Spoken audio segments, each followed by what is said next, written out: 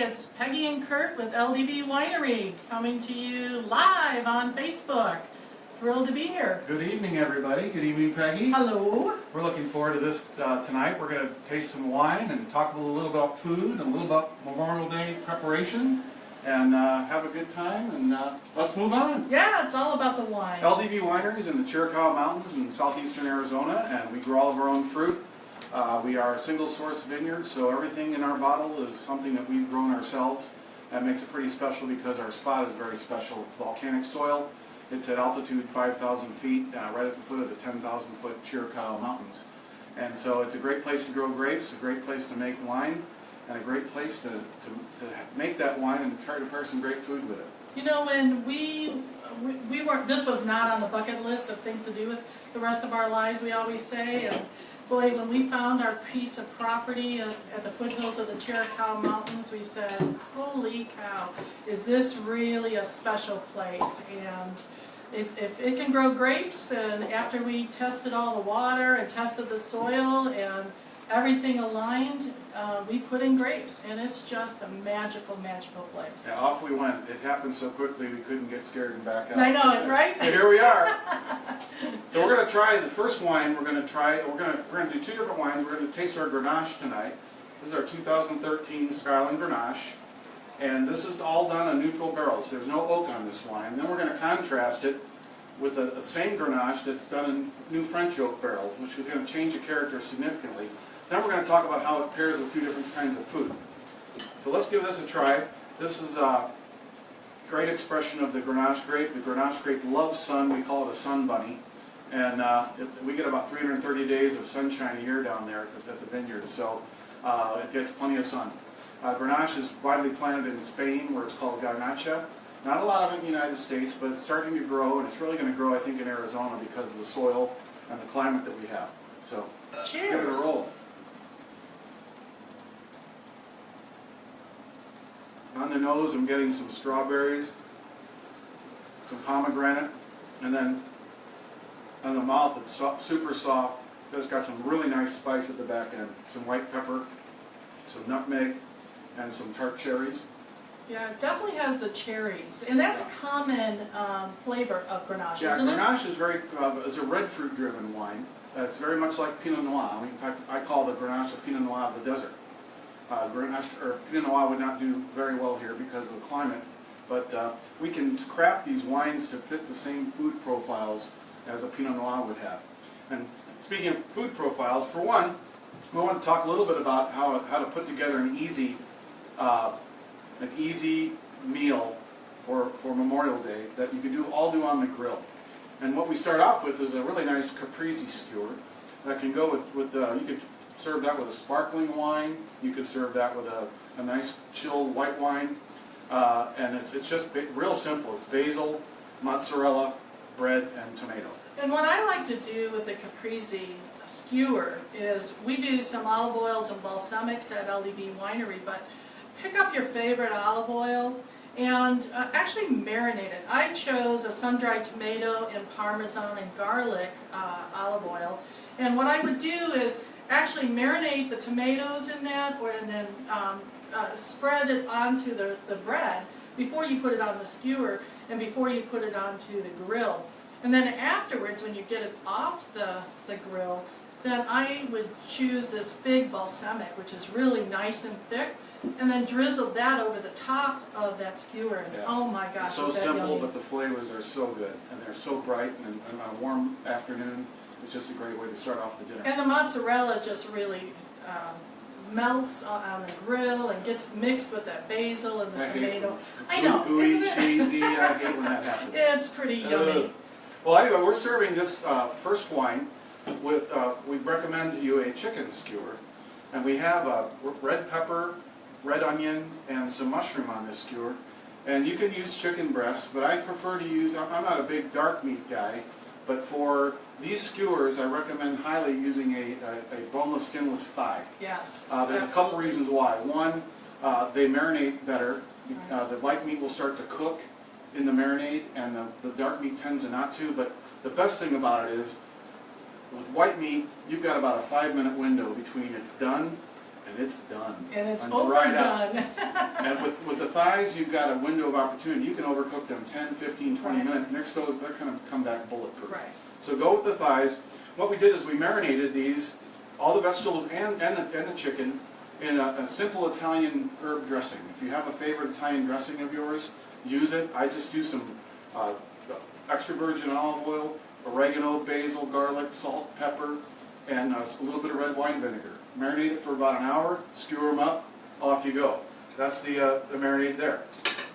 You can serve that by itself, with just the meat and veg, or if you want to bring a little starch involved into it. We love this pearl couscous. It's a toasted couscous. You can cook it according to the directions on the package, but I like to substitute the water with chicken broth. Absolutely. It just Totally- adds depth, right? Totally brings out extra flavors in it, and it really makes the wine go with it. Why do you think this wine goes best with that particular chicken skewer? The herbs in the marinade really go nicely with the herbal finish on the wine, and the white pepper coming out of the Grenache on the back end really accentuates the grilled, and also the char.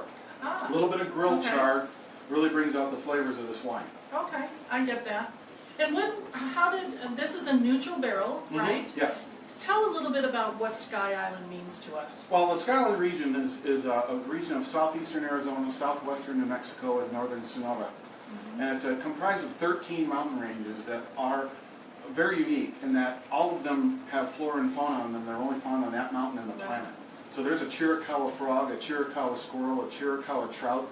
And the reason these animals and plants cannot propagate elsewhere is the mountains rise so abruptly above the desert floor below that if something tried to move to a similar habitat, it wouldn't make it. So much like the Pacific Islands, where a squirrel can't swim between islands, squirrels can't make it to the other mountains. They're far enough apart. So it's a magical place. It's where we chose to grow our grapes.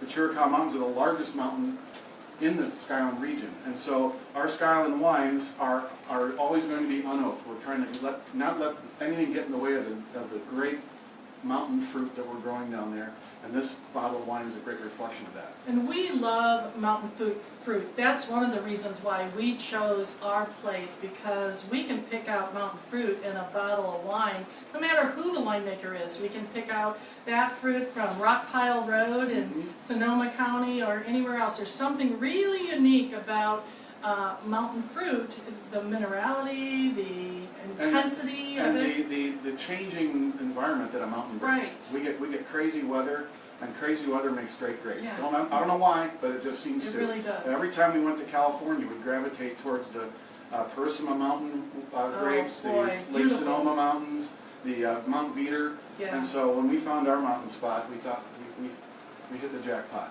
I agree. There's something special sitting out on our patio, looking out at that mountain, seeing the sunset over it. It's just really magical. You've got to come and visit. The next wine we're going to try is another Grenache, except this wine was aged in 100% new French oak. So neutral barrels, no oak flavoring, new French oak, lots of oak characteristics. Now the reason we do them two different ways is this goes with a completely different food palette. So what we've done here, let's taste some wine let's first. taste it. Got a beautiful smoky nose, mulled cherries, super soft, getting a lot of coffee. Very different flavor.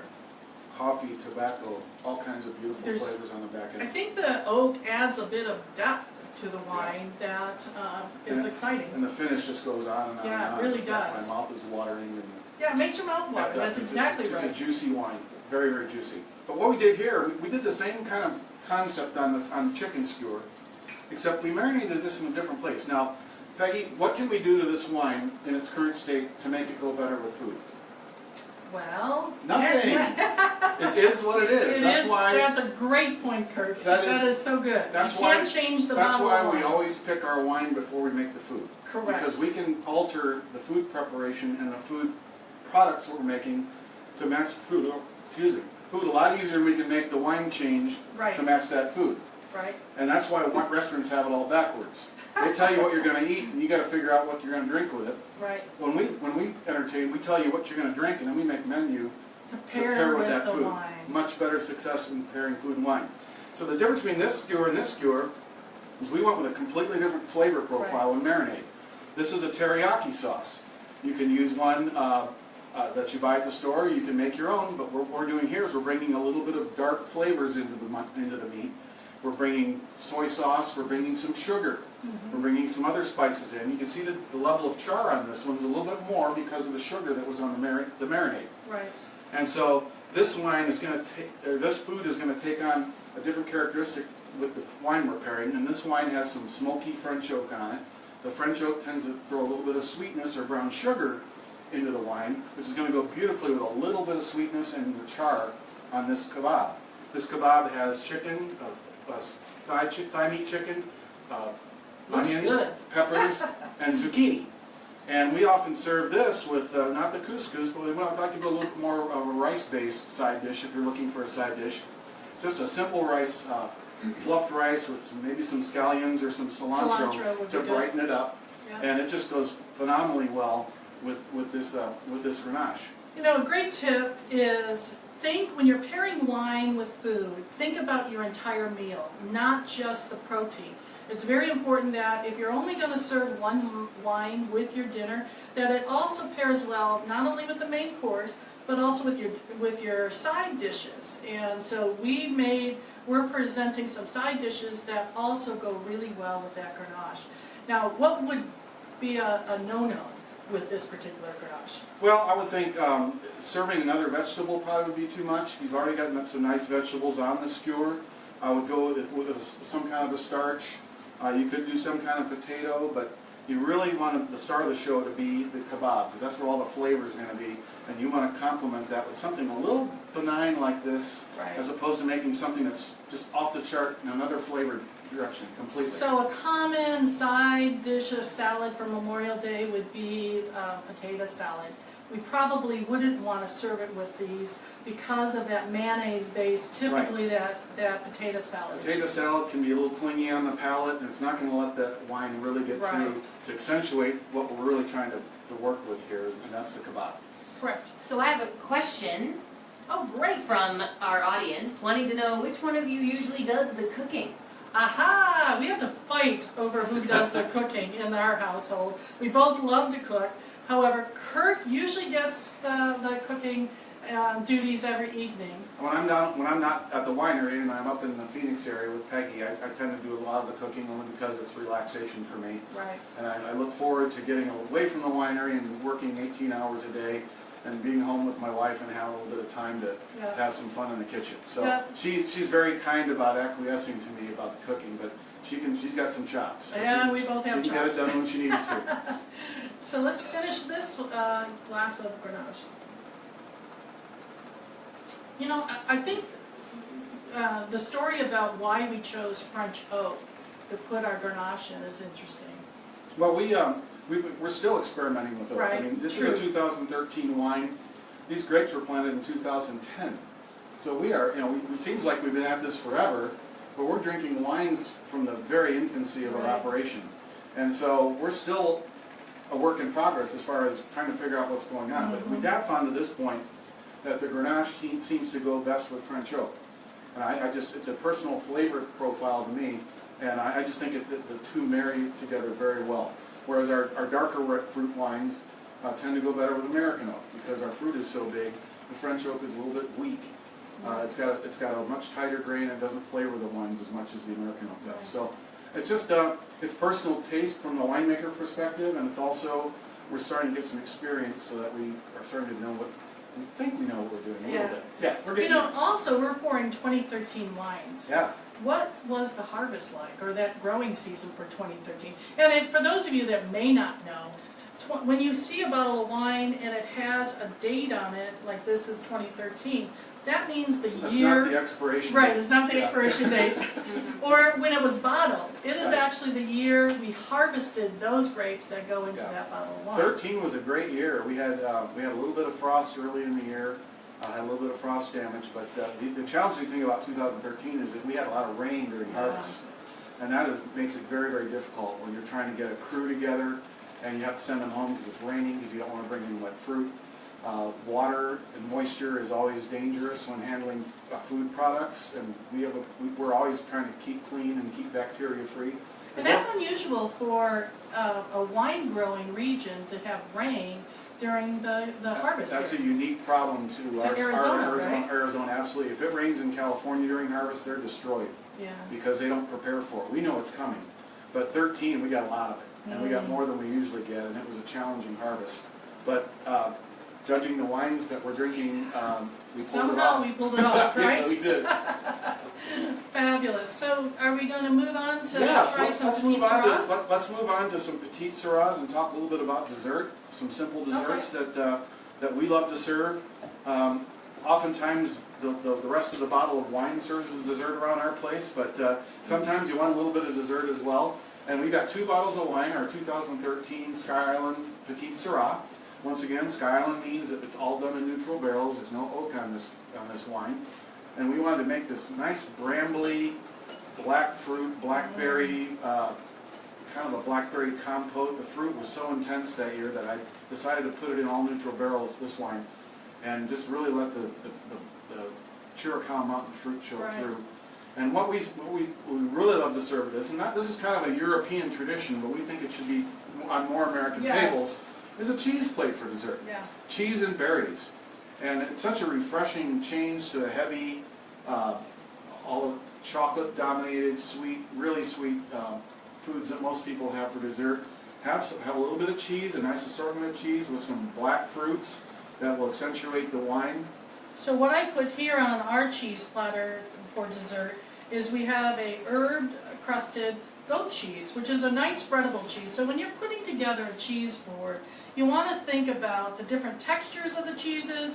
You want to think about, of course, the different flavors of the cheeses that you have.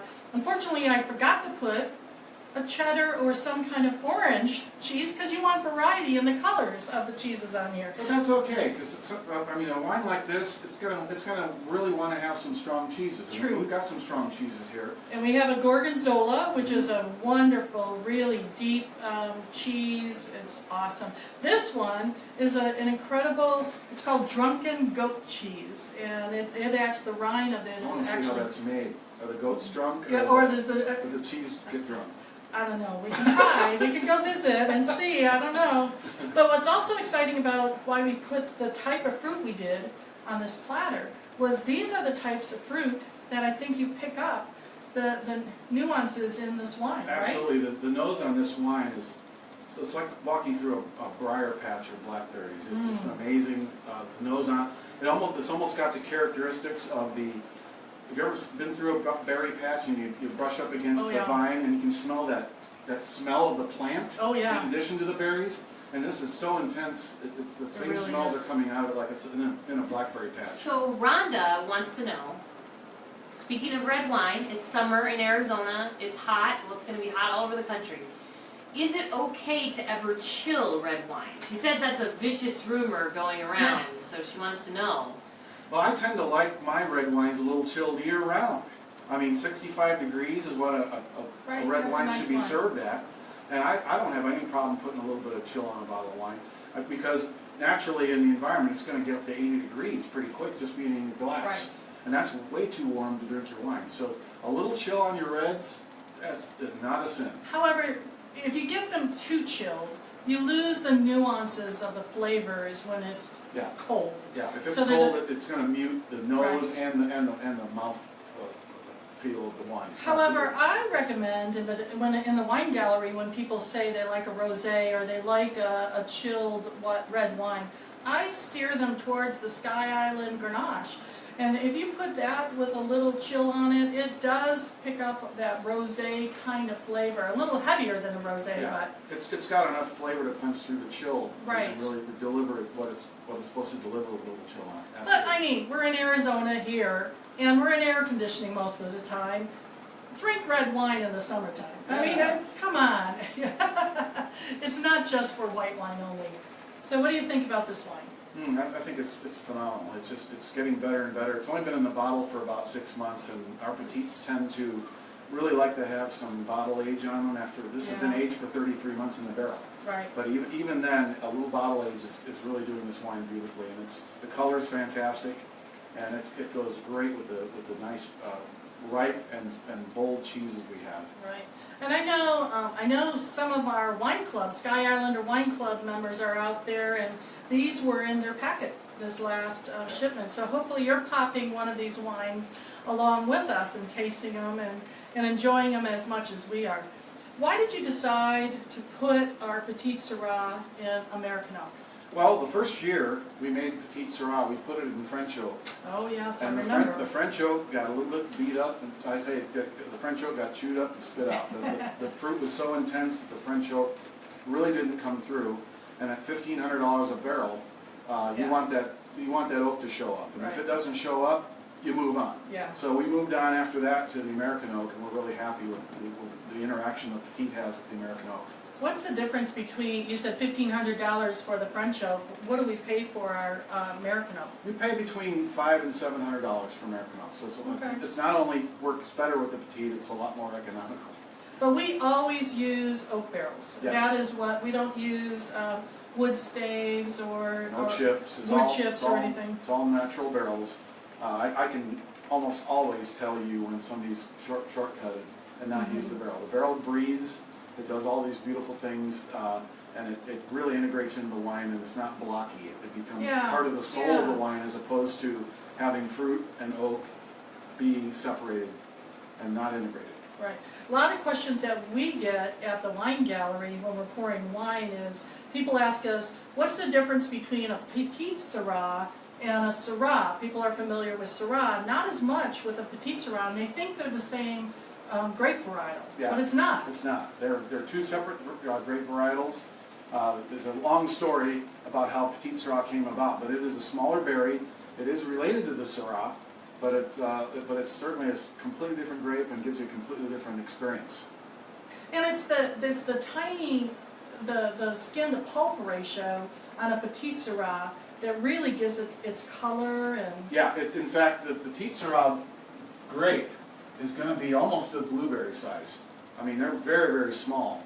So you can see how much skin to pulp ratio there is on that, and that's why it's got such tremendous color and offers great tannins, because the tannins come from the skin, and the tannins are the structure of this wine. Our goal as winemakers is to make the tannins an important part of the wine, but not make it the only part of the wine, because Petites can be overly tannic and unpleasant.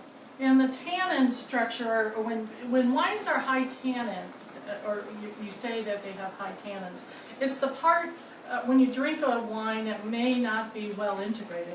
It kind of makes you pucker, and you feel it in the back of your mouth, right? It causes a dryness in the back, but the beauty of tannins is they also dissolve fat.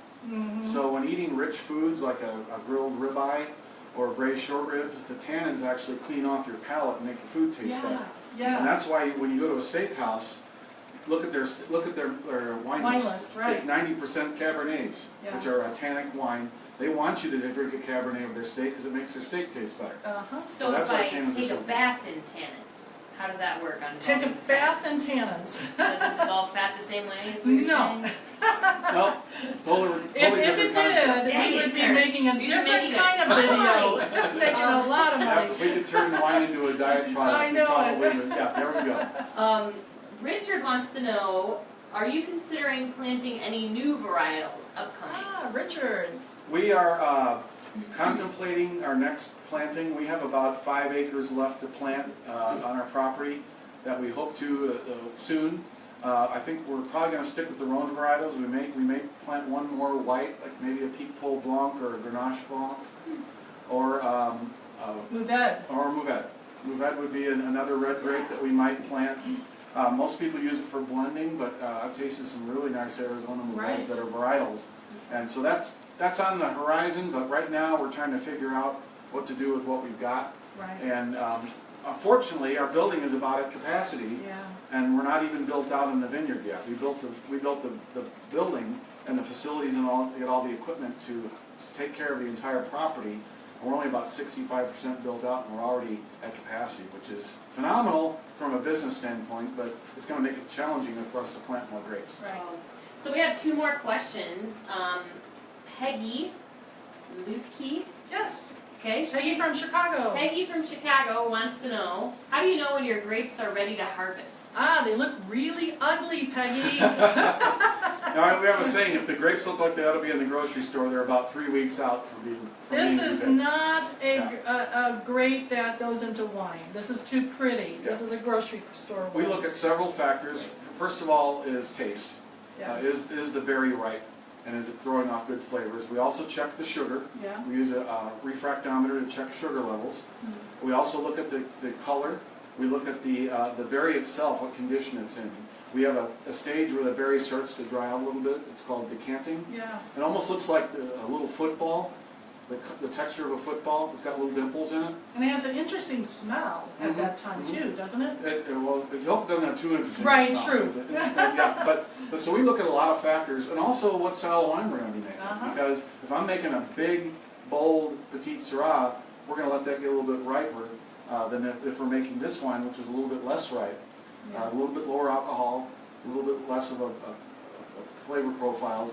We pick at different sugar levels, then we'll typically blend them back together. Like this, good example is this wine. We picked this at 2 different sugar levels. Grenache tends to change a lot as it ripens. So the early Grenache tends to have a lot of bright raspberries and pomegranate flavors. As the Grenache gets riper, it tends to go more towards black cherry. And so we picked a little bit of each from this one and blended them back together to try to pull together all those different nuances into one wine. Right. Okay, so we had a question which, goodness, sorry.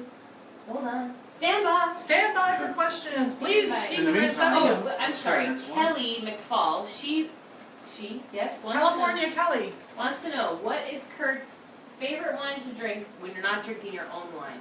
Oh, I have one. My favorite wine in the world is one called Penfolds Grange. And this is not something I would drink daily because it's too expensive. $600 or We $700 can't a afford bottle. it. But year in and year out, I think it's it's the best wine in the world. It's from Australia. It's a Syrah with a little bit of Cabernet in it typically, and I think it's just phenomenal. In fact, I love it so much that we are modeling our Petite Syrah program after Penfolds Grange production. We're actually using the same barrel maker that Penfolds Grange is making. We're getting our barrels brought in from Australia. That's how serious we are about this wine. American oak. American oak. American oak from coming Australia. in from Australia. And that's not cheap, but it's what we're trying to do, and we think that we can grow fruit. I don't say we're ever going to be Penfolds Grange, but it's a great wine to emulate and try to work towards. That's awesome. So that's my favorite wine in the world. But I love a good New Zealand Sauvignon Blanc, and I love all wine. I can find something good about almost every wine, every grape varietal. And it's just the variety and different flavors coming out of the different varietals is just fascinating. I also, Kelly, you didn't ask me, but I'll answer anyways. Kelly, I love a Pinot Noir, and Mendocino Pinot Noir particularly. Navarro Winery Vineyards is one of our mentors, so to speak, and we've been wine club members of theirs for 25... Too long. A long time. Yeah. So we've been drinking their wine for 25, 30 years when they were a small producer, and now they're much bigger. But they sell all their wine through the wine club, and they do some incredible wines. And we just really love, not only it's family owned, we love their business model. We love the fact that they know their wine club members. That's something that we really try to do, make that connection with the people that are drinking our wine. And they're just producing year after year great wine. And the cool thing about Navarro, it's in this little town called Philo, California. And it's an absolute microclimate. It's cold. It's on the way to Mendocino.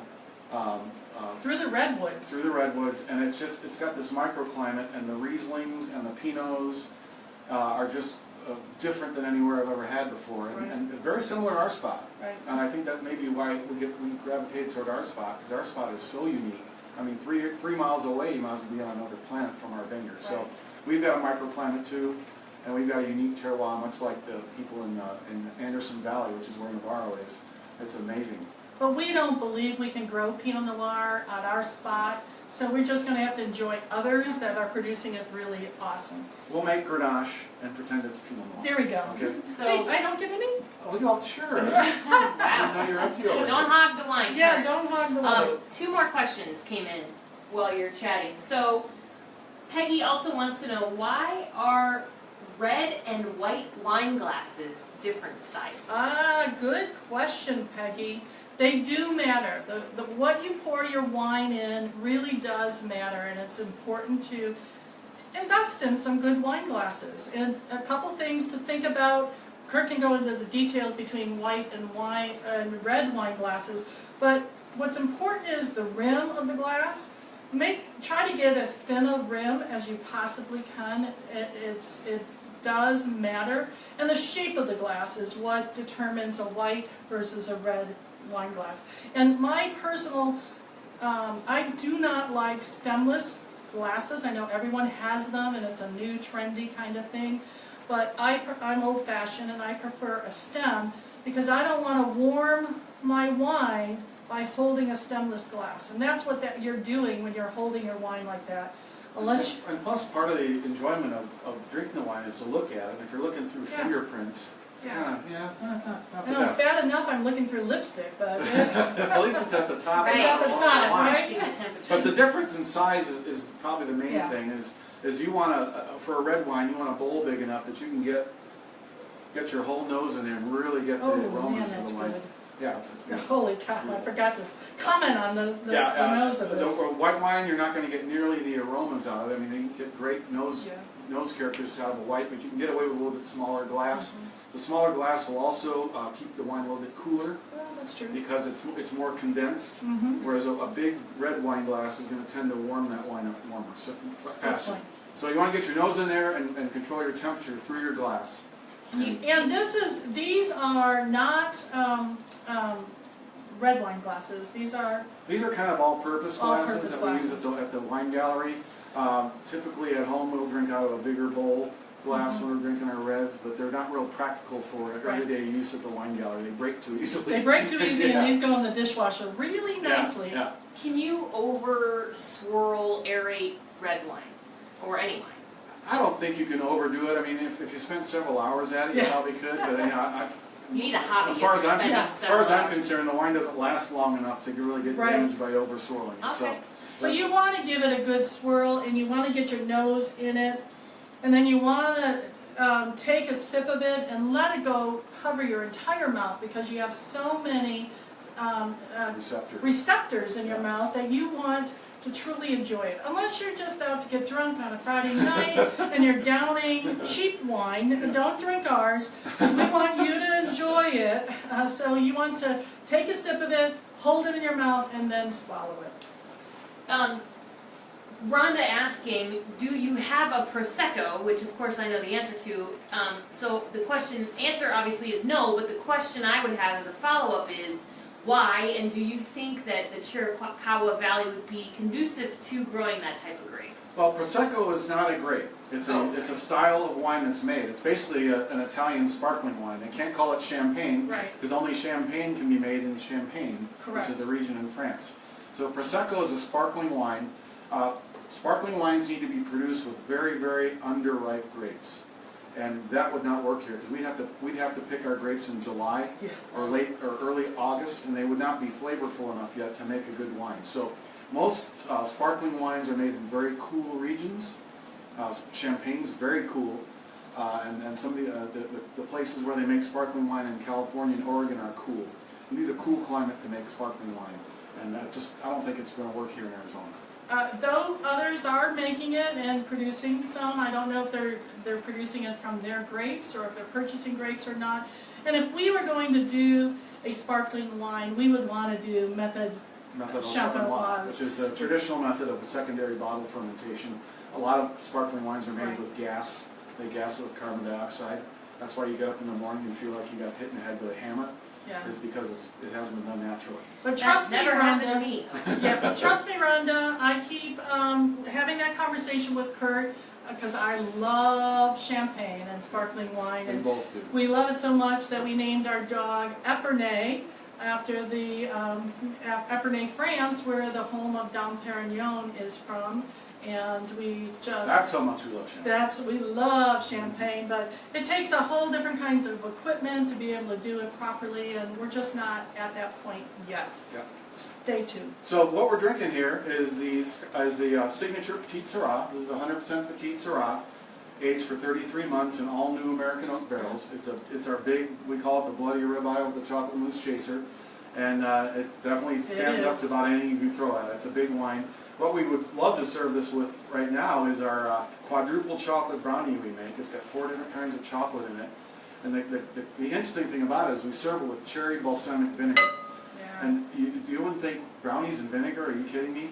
But there's something about this magical combination, the acidity of the vinegar and the cherry and the rich chocolate, and then putting the wine in between that, those flavors, it's life-changing. It's life-changing. We watch people absolutely melt Yeah. after trying this combination. So every chance we get to serve this and watch people's knees get weak, we do it. Yeah.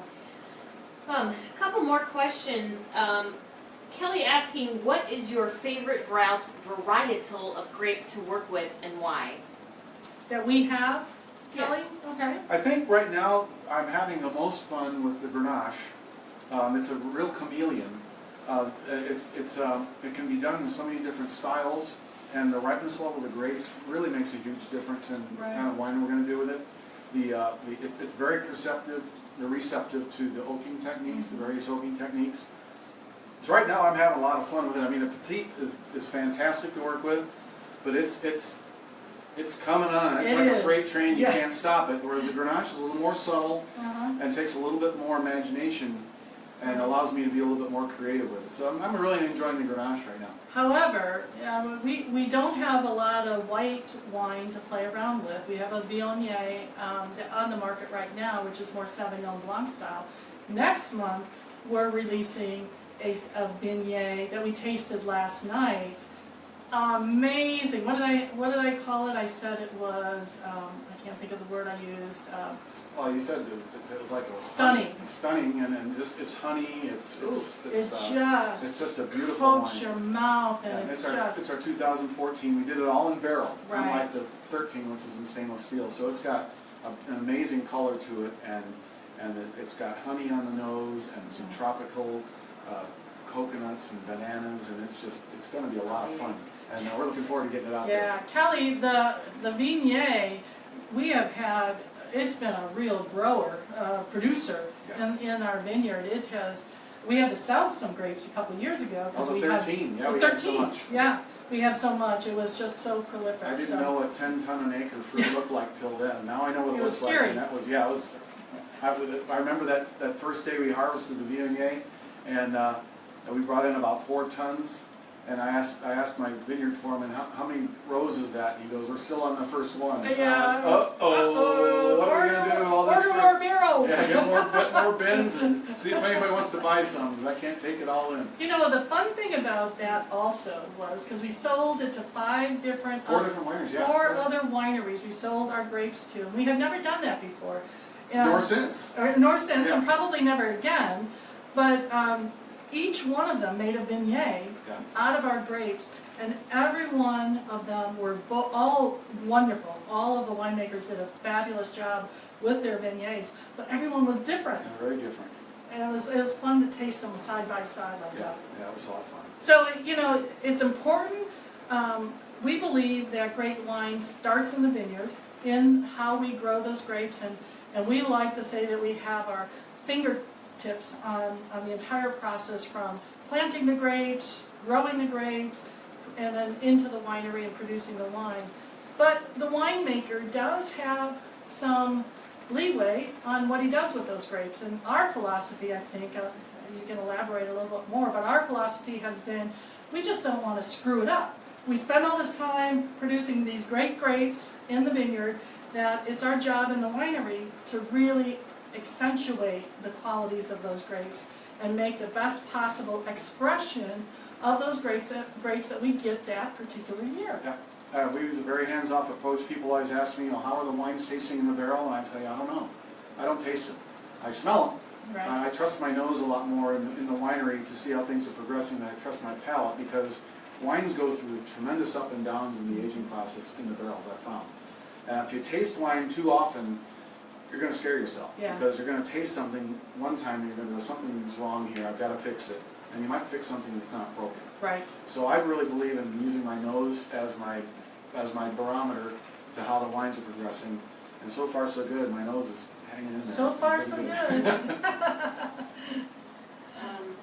Have you ever had any experience with drought affecting the grapes? Good question. We irrigate, so we control all of our water. We have drip irrigation. We have a well that's 580 feet down in the Wilcox Playa Aquifer. So drought is not a problem. Our big problem is too much rain. And During the growing season. especially during the late ripening and almost into harvest. Right. Like last year, we had a really dry September. It was a really, really great harvest. But we do have rain, like in 13. We had quite a bit of rain. So too much rain is our problem. Not enough rain is not a problem. We can fix that. And we have a very sophisticated irrigation system, We do. so we do irrigate every single plant. We can control the amount of water. We do a lot of soil testing that monitors the amount of water absorption that each of the plants are getting. And our vineyard has incredible drainage, which is wonderful also. That really comes in handy when we get those big monsoon rains. The water just wicks away. It goes into Ash Creek. Another reason we picked the property is right on a large creek and a great drainage way. And also the soil is very rocky, so that water gets wicked away from the grape plants. They don't like to have what we call wet feet. And oftentimes we get a 2 and 3 inch rain in the monsoon. A lot of the vineyards in Arizona are wet for weeks after that. Yeah. And ours, I can go out there a half an hour after a 2 inch rain and not get my boots dirty. Right. Which is a great characteristic of our property. Yeah. So do you think, why do we call this the signature? Well, we thought early on, when we first tasted our Petite Syrah, we were super excited about it. We planted our first grapes in 2008, and we picked grapes in 2009, which is very, very rare. Very rare. Basically 1-year-old vines, and we made that wine, first wine I made, and sent it in the Wine Spectator and got an 88. I know. Remember, well, you told that story pretty quickly. We waited for over 6 months They take before and every day we would get on the computer, look to see if they rated our wines, and of course they didn't. And so disappointed because they don't tell you if they're going to rate you or not. You just have to wait and see. Took us 6 months before we got. Oh yeah, we didn't know what we had our hands on. I mean, we thought the wine was pretty good, but we wanted to get a baseline, and we were ready to take it on the chin and have them, cut us to pieces and give us a lousy score. When we got that score, we thought, wow, maybe Petite Syrah is. You know what was even, I think, for me, what was more exciting about getting an 88 is awesome because what, 1/3 of all wines or so, not even 100th probably get above an 80. So for us to get a wine our very first wine that we ever made, we didn't even make kit wine as a hobbyist. So our first wine to get an 88. But what was so unique was the description that Molesworth, wasn't it? Robert Molesworth that James Molesworth that rated our wines. The description he said about our wines, he used a word that we actually had in our business plan when we started. We wrote all these words that we wanted people to say about our wine. And he used a word that was in our business plan, and it was plush. We want people to say when they taste, particularly our Petite Syrah, that they have this plushness in the mouthfeel, that it's like pillows on your mouth. And he actually used that word, and to me that was more exciting than the 88. Yeah, he got it. He got the line. He got what we were trying to do. So I think, before we end, one recommendation would be to review again your pairings for those who might have joined a little later. Okay. Well, once again, we started off with our Scotland Grenache, which is an unoaked Grenache. Goes beautifully with chicken, goes beautifully with salmon, goes beautifully with seared ahi tuna. We paired this with a kebab of chicken thigh marinated in an Italian dressing of herbs, oregano, basil, garlic. And then we recommend serving it with a couscous, which is a nice side dish for it. Nice flavors, but not going to overpower the skewer. And we recommend the pearl couscous. Yeah, not the little tiny Not stuff. I can't remember what they're called, but it's just couscous. This is the pearl couscous. Then we moved on to a little more full-bodied wine. This is another Grenache from 2013, but this was aged in New French oak, much fuller body, much more complexity. And we brought a little more complex flavors into the skewer, this time with a teriyaki sauce marinade. We marinated that and grilled it, serving that with some kind of a long grain rice side dish We recommend just a simple rice dish with possibly some scallions and cilantro. And when you're thinking about Memorial Day, you want to have fun with your guests. So keep it simple. So we have an appetizer that's very simple. We would suggest if you're going to grill something, grill everything on the grill, even the dessert and the appetizer. This is caprese salad that's actually on a kebab, and you grill it. It's just really light and crisp, and it goes beautifully with the wines. And if you want to do simple desserts, here's one to serve with the Petite Sirah, is a cheese plate. Think about cheeses for dessert. It's absolutely wonderful, and it's great with a big wine like our Petite Sirah. Especially in the warm weather when you may not want something real heavy for dessert. Just some fruit and a little bit of cheese finishes off the meal perfectly. Beautiful. Or if you really are a chocoholic like me, you want to go to the quadruple chocolate brownie and then pair it with, try it with a cherry balsamic or a raspberry balsamic drizzled on it. It's absolutely wonderful. So we're thrilled that you joined us this evening, and look for us in the future doing more of these, and stop by, visit LDV Winery in downtown Scottsdale at the Wine Gallery and buy our wines. You can buy our wines online, but we're thrilled that you're here. So thanks. Cheers. Cheers to you. I don't think this is going to be around long. Nope.